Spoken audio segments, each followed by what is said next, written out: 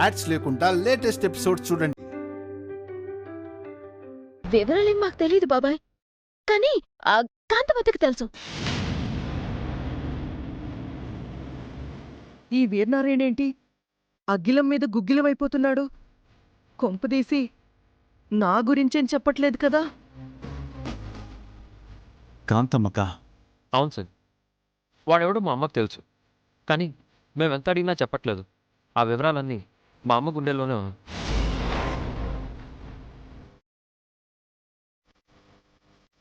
ఇప్పుడే, ఈ క్షణమే మీ అమ్మ ప్రాణాలు తీసేనా? మీ అమ్మ నోటితో నిజం చెప్పించి వాడంతూ చూస్తా. సార్ సార్ సార్ సార్ దయచేసి తొందరపడకండి సార్. మా అమ్మ నిజం చెప్పడానికి కాస్త టైం ఇవ్వండి సార్. అలాగే రవిచంద్ర, నీకమ్మ కాబట్టి, మా చిట్టెమ్మకు అత్త కాబట్టి ఒకే ఒక్క అవకాశం ఇస్తాను. వాడెవడో చెప్పిందా సరే, లేదంటే చంపేస్తాను.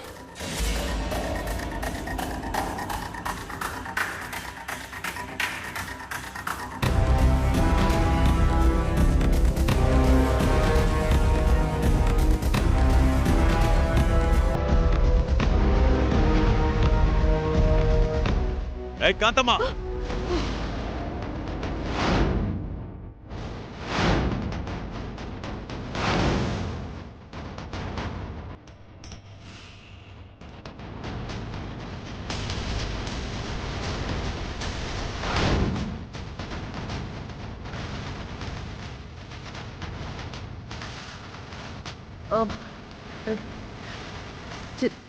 చెప్పండి బాబు గారు. చిట్టెమ్మ జరిగిందంతా నాకు చెప్పింది.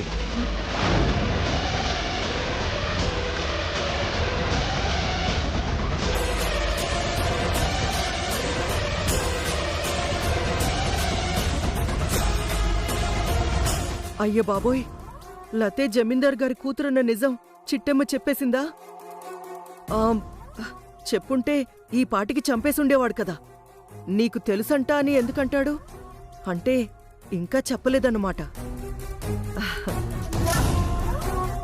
బాబుగారు, అంటే అది ఏంటంటే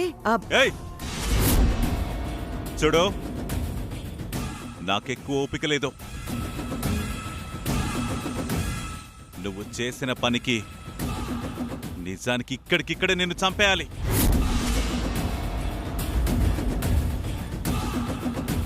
కానీ మా చిట్టెమ్మకి అత్త వన్న ఒకే ఒక కారణంతో వదిలేస్తున్నా. థ్యాంక్స్ బాబుగారు. అలాగని శాశ్వతంగా వదిలేస్తాననుకోకో. లతకి సంబంధించి నీ గుండెల్లో దాగున్న నిజాలేంటో ఈరోజు నాకు తెలియాలి. అందుకు నేను నీకు ఇస్తున్న సమయం కేవలం 10 నిమిషాలు.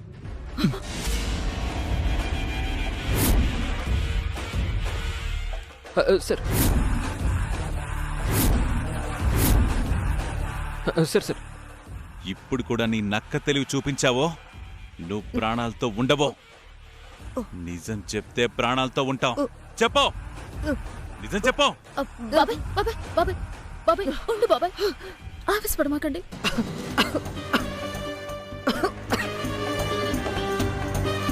ఆవిడ అసలే నువ్వంటే భయపడి సత్తోంది. నువ్వు మరీ ఇలా భయపెట్టావు అనుకో, ఇక్కడే హార్ట్ అటాక్ తో పోయినా పోతుంది. నువ్వు టెన్షన్ పడకు బాబాయ్, నిజంగానే భయపడి ఇక్కడే చచ్చిపోయేలా ఉంది. ఆ నిజమేంటో నేను రాబెడతాను బాబాయ్. ఇదిగో లత నీకోసం వేడివేడిగా కాఫీ తెచ్చింది. నువ్వు ముందు రిలాక్స్ అవ్వు. ఆ నిజాన్ని నేను రాబట్టి తర్వాత నీకు చెప్తాను. ఎల్లు బాబాయ్, ఎల్లు. జాగ్రత్త.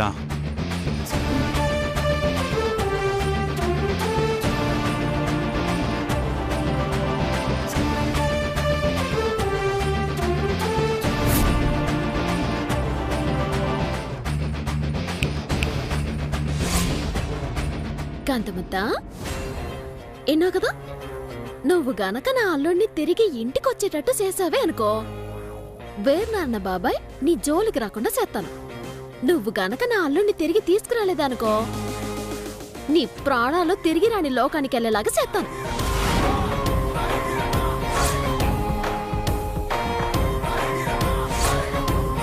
చెప్పు, మా బాబాయ్ చేతిలో సత్తావా లేదంటే నా అల్లుణ్ణి తిరిగి తీసుకొస్తావా? వద్దు, నీ అల్లుణ్ణి నీకు తిరిగిచ్చేస్తాను. తిరిగిచ్చేస్తాను.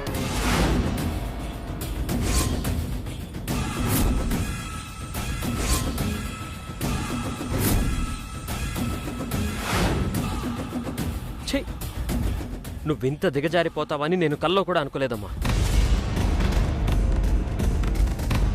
తమ్ముడు, ఇది ఇప్పుడు దిగజారడం ఏంట్రా? ఈ సీరియల్ మొదలైన ఫస్ట్ ఎపిసోడ్లోనే దిగజారిపోయింది. చండాలపుది.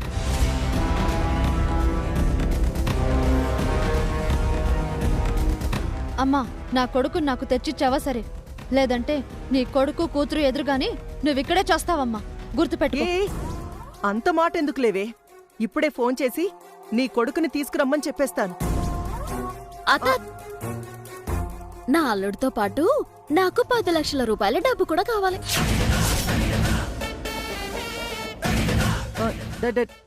డబ్బా?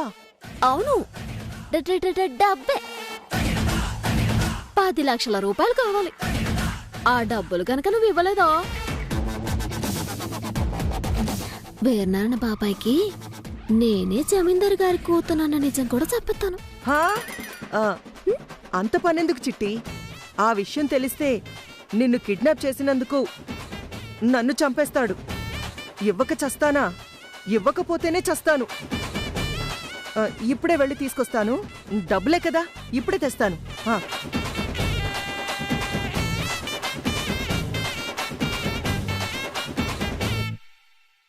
చూసావు బావా, మీ అమ్మ ఇప్పుడు సచ్చినట్టు నా అల్లుడిని తీసుకొస్తుంది.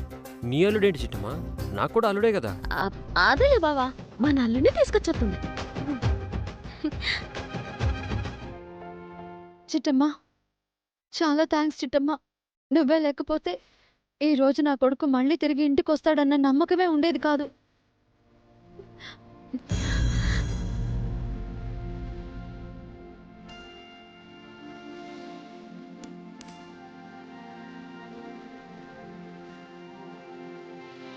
వదినా, ఏం కాదు, ఊరుకో. 10 నిమిషాల్లో నా అల్లుడు ఖచ్చితంగా ఇంట్లో ఉంటాడు, నీ ఒళ్ళో ఉంటాడు. బాధపడకు.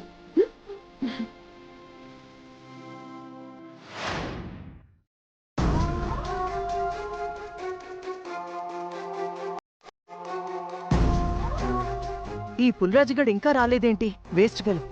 ఛే!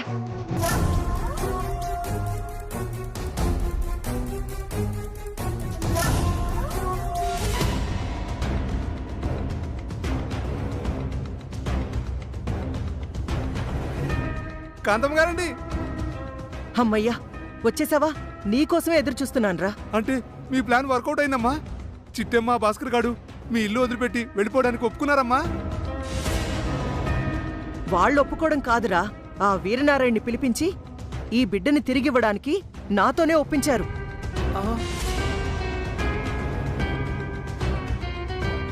అంటే మీ ప్లాన్ మొత్తం సర్వనాశనమైపోయిందిరా. చిచ్చి, మీరు కాబట్టి ఇంకా బతుకున్నారమ్మా. అదే నేనైతేనా ఏ బావిలోనో దుక్కి చచ్చిపోయామండి ఈ పాటికి. ఒరే పులి! అవునమ్మా, ఇంత కష్టపడి ఆ నెలతెక్క వెధవుని కిడ్నాప్ చేయించింది ఆ చిట్టమ్మ ముందు తలవంచడానికే. నాకొక్క అవకాశం ఇవ్వండి. ఈ అడ్డం పెట్టుకొని వాళ్ళిద్దరిని బ్లాక్మెయిలింగ్ చేసేసి ఇంట్లో నుంచి కెట్టించేస్తాను. రేయ్ పులిగా,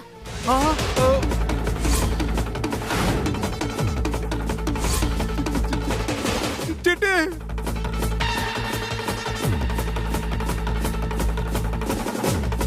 ఎంత ధైర్యం!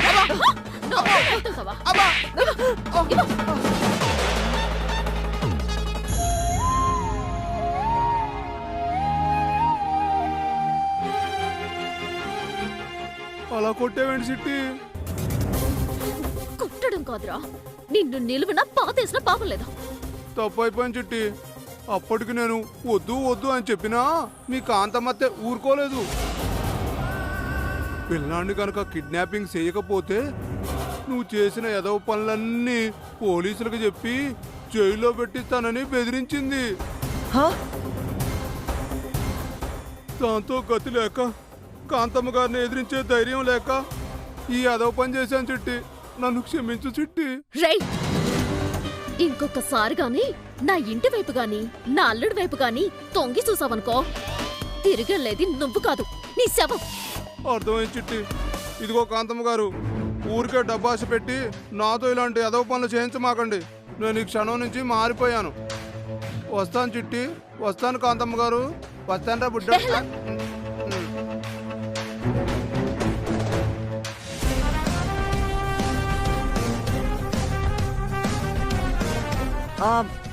వాడు అబద్ధం చెప్తున్నాడు చిట్టి. వాడే పిల్లాన్ని ఎత్తుకుపోయాడని అనుమానం వచ్చి ఫోన్ చేసి బెదిరించాను. నా మనవణ్ణి గనక తీసుకురాకపోతే ప్రాణం తీసేస్తానని వార్నింగ్ ఇచ్చాను. అందుకే ఆ వెధవ తీసుకొనొచ్చాడు. వాడి మాటలు నువ్వేం నమ్మకు. ఛీ! నువ్వు అసలు తల్లివేనా? నవమాసాలు మోసి జన్మనిచ్చిన బిడ్డ కనిపించకపోతే ఆ తల్లి ఎంత నరకం అనుభవిస్తుందో.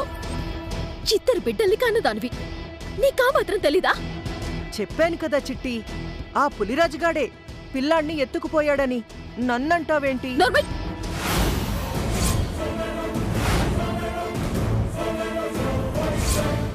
ఛీ! వయసులో పెద్దదానివి వరుసకి అత్తవి అనే ఒక్క కారణంతో వదులుతున్నాను. అదే నీ స్థానంలో మరొక ఆడదుంటుంటే నిలువున సంపేసుండదాన్ని. అయినా వీడు నీకు ఏం అన్యాయం చేశాడని, నీకేం ద్రోహం చేశాడని ఇన్ని సంపాలనుకున్నావా? వీణి నేను చంపాలనుకోవడమేంటి చిట్టి? అవకాశం దొరికింది కదా అని నా మీద లేనిపోని నిందలు వెయ్యకు. నిందలెత్తున్నానా? ఆ పుల్లజ్ గాని పిలిపించి ఎన్ని కిడ్నాప్ చేయించింది నువ్వు కదూ. ఆ వంకతో నన్ను ఇంటి నుంచి గెంటేయాలని ప్లాన్ చేసింది నువ్వు కాదు. చిట్టి, అవునతా, నీ దొంగ బుద్ధేటో నాకు బాగా తెలుసు.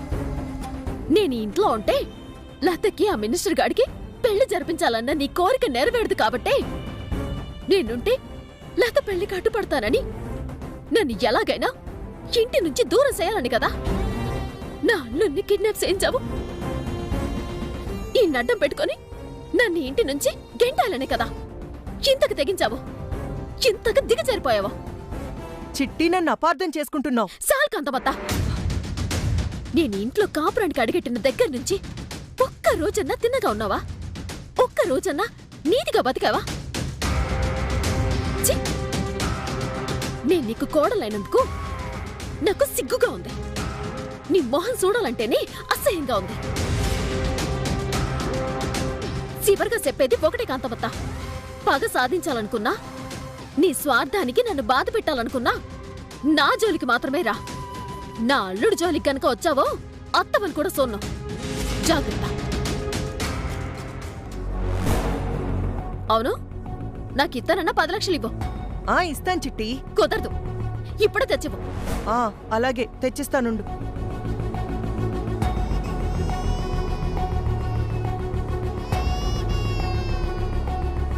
ఓ నానా, ఎడువుకు అడువుకు, అత్త దగ్గరికి వచ్చేసాగా, ఎడుకు. ఇదిగో చిట్టి.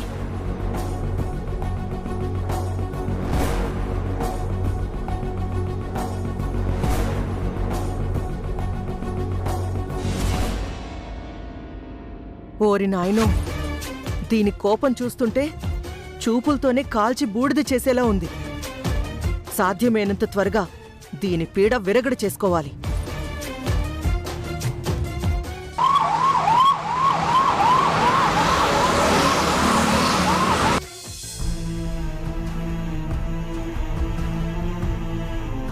నీలో బాధపడకే. మన సిట్టమ్మ మాట ఇచ్చిందంటే ఖచ్చితంగా నెరవేరుస్తే ఇంకా సేపట్లో మన బిడ్డను అట్టుకోతుందే. బిడ్డ? బిడ్డేంటి? బిడ్డని తీసుకురావడం ఏంటి?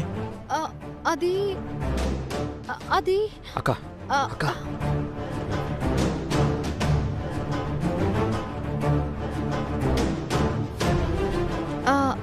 అంటే మా అబ్బాయిని స్నానం చేయించడానికి తీసుకెళ్లారండి. పొరపాటున సబ్బు నీళ్లు కళ్ళల్లో పడతాయేమోనని కంగారు పడుతున్నానండి, అంతే. అలా ఏం పడవలే, చిట్టమ్మ జాగ్రత్తగా స్నానం చేపిస్తుందని వీళ్ళు చెప్తున్నారు, అంతే. అంతేనండి.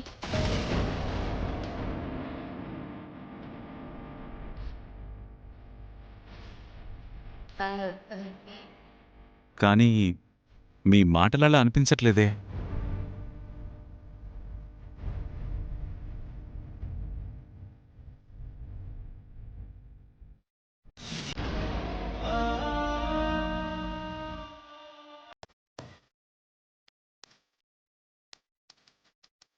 వదినా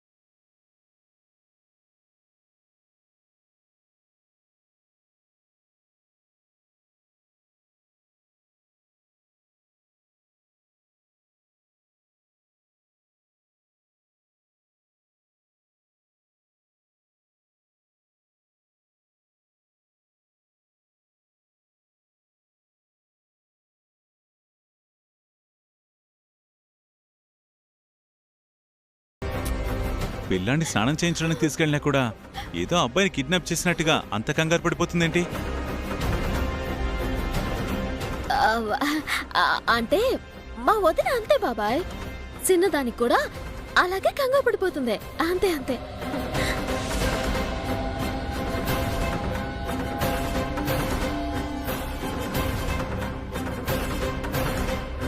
కాంతమ్మ, ఇప్పటికైనా నోరిప్పో.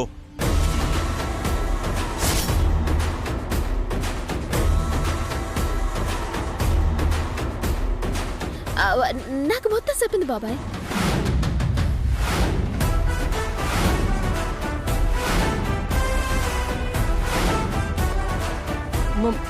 మొత్తం చెప్పానా?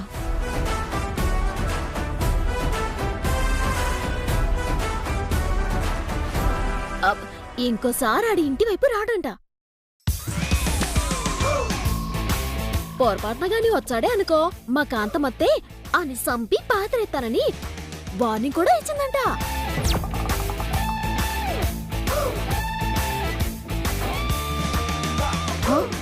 నేను వార్నింగ్ ఇచ్చానా? ఏం కాంతమ్మ, చిట్టమ్మ చెప్తుంది నిజమేనా? తను చెప్పింది నిజమే అయి బాబు గారు.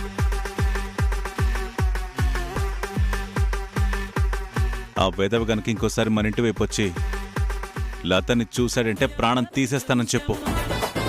అలాగే బాబు గారు. ఇంతకీ ఎవరికి చెప్పాలి? ఏంటి కామెడీలు చేస్తున్నావా? లేదు బాబు, ఆ కామెడీలు ఎప్పుడో ఆపేశాను. ఇప్పుడు చాలా సీరియస్గానే అడుగుతున్నాను. ఇంతకీ ఎవరికి చెప్పాలి? కాంతమత్త, అదే ఆ అబ్బాయికి. అదేనమ్మా, ఆ అబ్బాయి ఎవరు? కాంతమ్మ, నాకు బీపీ పెంచద్దు. అన్నీ తెలుసు కూడా ఏమీ తెలియనట్టు మాట్లాడుతున్నావు. ఇలా మాట్లాడితే వాణ్ణి కాదు, ఫస్ట్ నిన్ను లేపేస్తా. ఆ పని చేయండి బాబు, పీడ వదిలిపోద్ది. అసలు ఆ అబ్బాయి ఎవరు? వాడికి నేను వార్నింగ్ ఇవ్వడమేంటి? వాడింటికొస్తే వాడు చంపడమేంటో, వాడి గురించి చెప్పినందుకు వీడు నన్ను చంపడమేంటో. ఛీ, యదో జన్మ. అంత కన్ఫ్యూజింగ్ గా ఉంది. బాబాయ్, నేను మాట్లాడుతున్నాను కదా, ఇంకో పారి మన లత జోలికాడు రాడు. వచ్చినా నేను ఊరుకోను.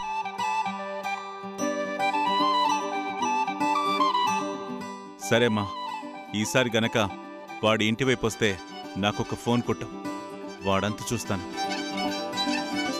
వస్తానమ్మా. బాబాయ్, ఏంటమ్మా? 100 మంది పనులతో పనులు చేయించుకోవాల్సిన నువ్వు ఇలా ఓ పనుల్లాగా నీ పొలంలో నువ్వు పని చేసుకోవటం నేను చూడలేకపోతున్నాను బాబాయ్. అందుకని అందుకని ఇదిగో బాబాయ్, ఈ 10 లక్షల రూపాయల డబ్బు తీసుకొని ఏదైనా వ్యాపారం చేసుకో.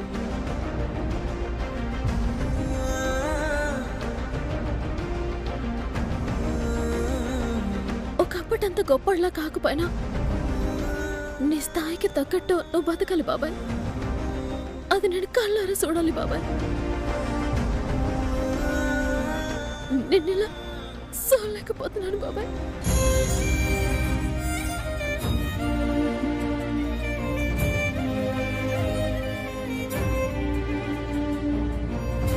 అవును బాబాయ్, నేను కూడా నేను ఇలా చూడలేకపోతున్నాను బాబాయ్. ఎందుకో తెలియదు గాని నువ్వు అలా పొలంలో పనిచేయడం గుర్తొస్తే ఏడు పాగట్లేదు బాబాయ్.